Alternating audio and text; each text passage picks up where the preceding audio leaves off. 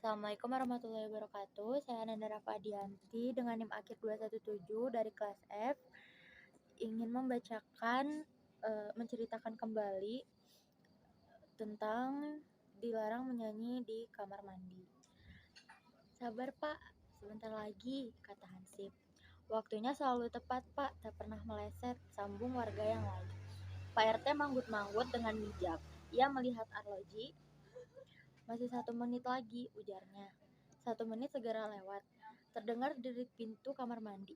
Serentak, orang-orang yang mengiringi Pak RT mengarahkan telinganya ke lubang angin, seperti mengarahkan antena parabola ke Amerika Seraya mengacungkan telunjuk di depan mulut. Pak RT melihat wajah-wajah yang bergairah, bagaikan siap dan tak sabar lagi mengikuti permainan yang seolah-olah paling mengasyikkan di dunia. Lantas segalanya jadi begitu hening. Bunyi pintu yang ditutup terdengar jelas, begitu pula bunyi resleting itu, bunyi gesekan kain-kain busana itu, dendang-dendang kecil itu yang jelas suara wanita. Lantas biar biur wanita itu rupa-rupanya mandi dengan dahsyat sekali. Bunyi gayung menghajar bak mandi terdengar mantap dengan penuh semangat. Namun yang dinanti-nantikan Pak RT bukan itu, bukan pula bunyi gesekan sabun ke tubuh yang basah yang sangat terbuka untuk ditafsirkan sebebas-bebasnya. Yang ditunggu Pak RT adalah suara wanita itu, dan memang dendang kecil itu segera menjadi nyanyian yang mungkin tidak terlalu merdu, tapi ternyata merangsang hayalan. Suara wanita itu serak-serak basah. Entah apa pula yang dibayangkan orang-orang di balik tembok dengan suara yang serak-serak basah itu. Wajah mereka seperti orang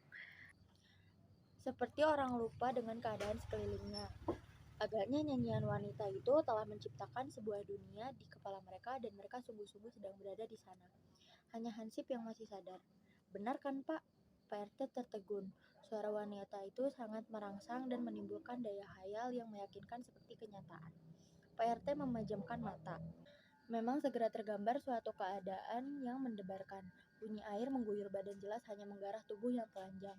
Bunyi sabun menggosok kulit boleh ditafsirkan untuk suatu bentuk tubuh yang sempurna, dan akhirnya ya suara serak-serak basah itu segera saja membayangkan suatu bentuk bibir, suatu gerakan mulut, leher yang jenjang, dan tenggorokan yang panjang. Astaga, pikir Pak RT. Alangkah sensualnya, alangkah erotisnya, alangkah. Ketika Pak RT membuka mata, keningnya sudah berkeringat. Dengan terkejut dilihatnya warga masyarakat yang tenggelam dalam ekstase itu mengalami orgasme. Dalam perjalanan pulang, Hansip memberondongnya dengan pertanyaan. Betul kan Pak, suaranya seksi sekali? Ya. Betul kan Pak, suaranya menimbulkan imajinasi yang tidak-tidak? Ya. Betul kan Pak, nyanyian di kamar mandi itu meresahkan masyarakat? Boleh jadi. Loh, ini sudah bukan boleh jadi lagi Pak, sudah terjadi. Apa kejadian kemarin belum cukup? Kemarin sore, ibu-ibu warga sepanjang gang itu memang memenuhi rumahnya. Mereka mengadu kepada Pak RT bahwa semenjak terdengar nyanyian dari kamar mandi rumah Ibu Soleha pada jam-jam tertentu, kebahagiaan warga sepanjang gang itu terganggu. Kok bisa? Pak RT bertanya. Aduh, Pak RT belum dengar sendiri sih, suaranya seksi sekali. Saya bilang seksi sekali bukan hanya seksi, kalau mendengar suaranya orang langsung membayangkan adegan erotis Pak. Sampai begitu. Ya, sampai begitu. Bapak kan tahu sendiri suaranya yang serak-serak basah itu disebabkan karena apa? Karena apa? Saya tidak tahu. Karena sering dipakai dong. Dipakai makan maksudnya. PRT ini bagaimana sih? Makanya jangan terlalu sibuk mengurusi kampung. Sesekali nonton BFK untuk selingan supaya tahu dunia luar. Saya ketua RT harus nonton BF. Apa hubungannya? Supaya PRT tahu kenapa suara serak-serak basah itu sangat berbahaya untuk stabilitas panjang ini. Apa PRT tidak tahu apa yang dimaksud dengan adegan-adegan erotis?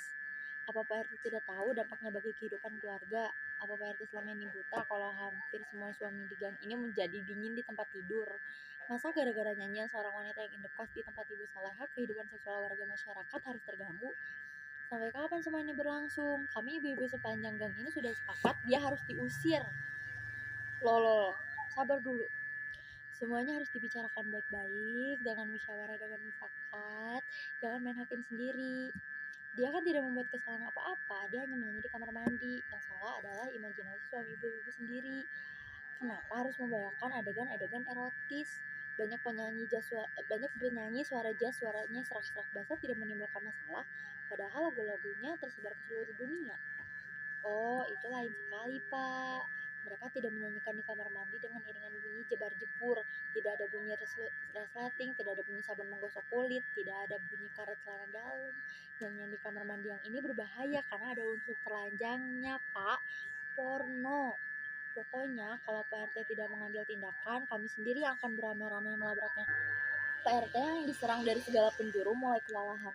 Ia telah menjelaskan bahwa wanita itu hanya menyanyi di kamar mandi dan itu tidak bisa disebut kesalahan, apalagi melanggar hukum. Namun ia tak bisa menghindari kenyataan bahwa ibu-ibu di sepanjang gang itu resah karena suami mereka menjadi dingin di tempat tidur.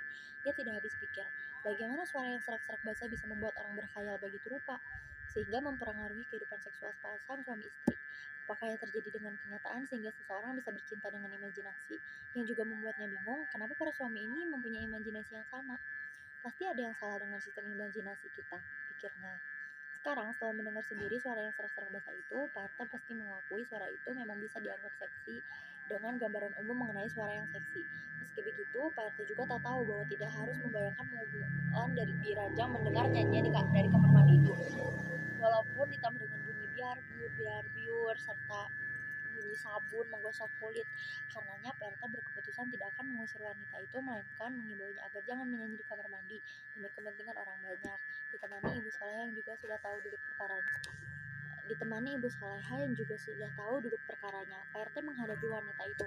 Seorang wanita muda yang tidak begitu cantik, juga tidak tergolong jelek. Seorang wanita muda yang hidup dengan sangat teratur, pergi kantor dan pulang rumah pada waktu yang tepat, bangun tidur pada jam yang telah ditentukan, makan dan membaca buku pada saat yang selalu sama. Begitu pula ketika ia harus mandi, sambil menyanyi dengan suara serak-serak basah.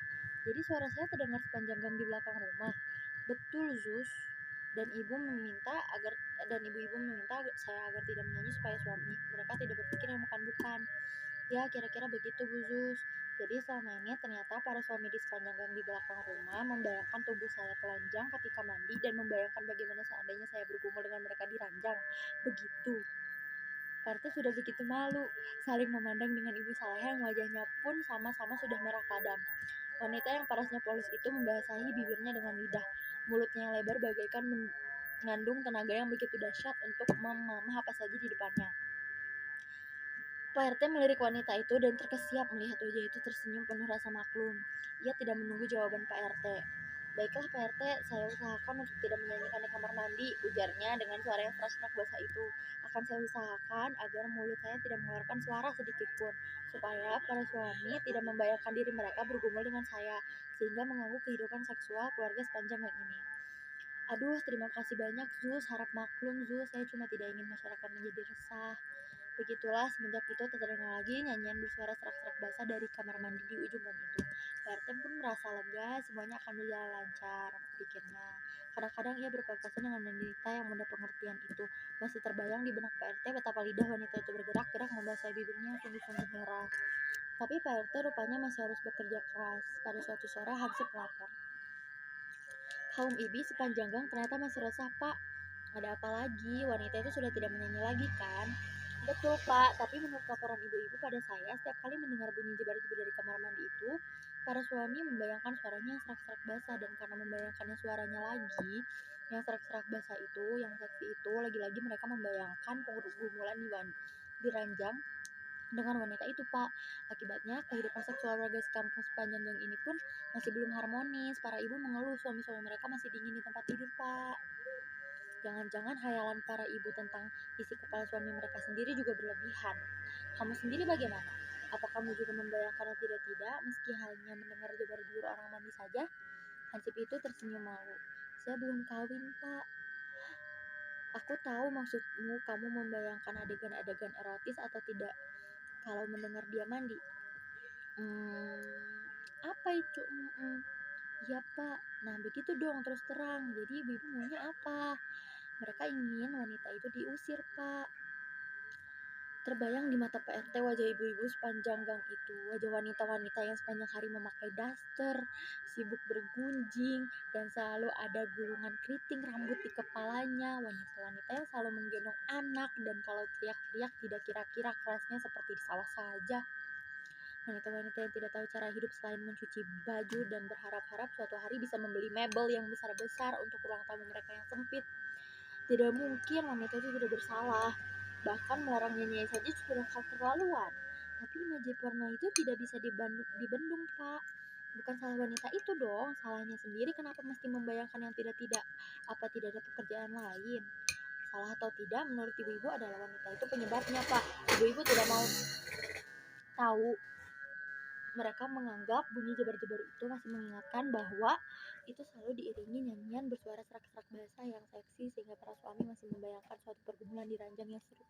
PRT memijit-mijit keningnya. Terlalu batinnya. Pikir sendiri, kemana-mana orang lain disalahkan.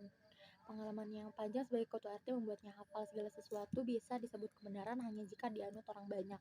Sudah berapa maling dikebuk sampai mati di kampung itu dan tak ada seorang pun yang dituntut ke pengadilan karena dianggap memang sudah seharusnya. Begitulah Zeus, Pak RT sudah berhadapan dengan wanita itu lagi.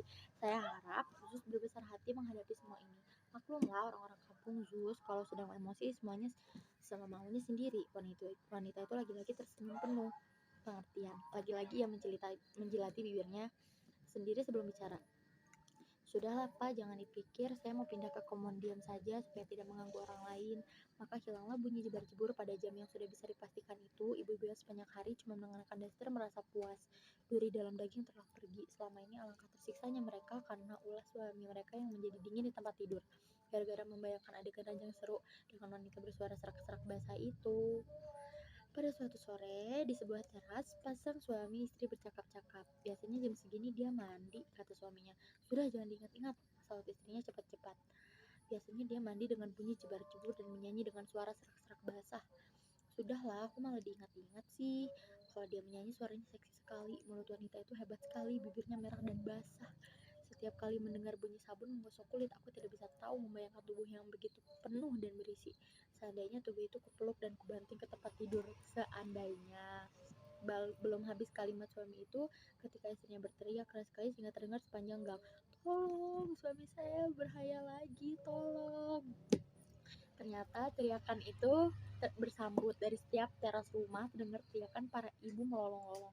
Tolong, suami saya membayangkan adegan yang dengan wanita itu. Tolong. Suasana jadi geger. Hansip berlari kian kemari menenangkan ibu-ibu. Rupa-rupanya tanpa suara nyanyian dan bunyi biar orang mandi, para suami tetap bisa membayangkan adegan ranjang dengan wanita itu bersuara serak-serak basah yang seksi itu, sehingga bisa dipastikan kebahagiaan rumah tangga warga sepanjang gang itu akan terganggu. PRT pusing 7 keliling. Bagaimana cara menertibkan imajinasi? Tapi sebagai ketua RT yang berpengalaman, ia segera mengambil tindakan. Dalam rapat besar esok harinya, ia memutuskan agar di kampung itu didirikan fitness center. Pak RT memutuskan bahwa di fitness center itu akan diajarkan senam kebahagiaan rumah tangga yang wajib diikuti ibu-ibu supaya bisa membahagiakan suaminya di tempat tidur. PRT juga sudah berpikir-pikir pembukaan fitness center itu kelak kalau bisa dihadiri Jane Fonda. Kemudian di sepanjang gang itu juga berlaku peraturan baru. Akhirnya cerita pendek yang saya bacakan kemarin telah selesai. Sekian dari saya. Wabillahi taufiq wal hidayah. Wassalamualaikum warahmatullahi wabarakatuh. Terima kasih.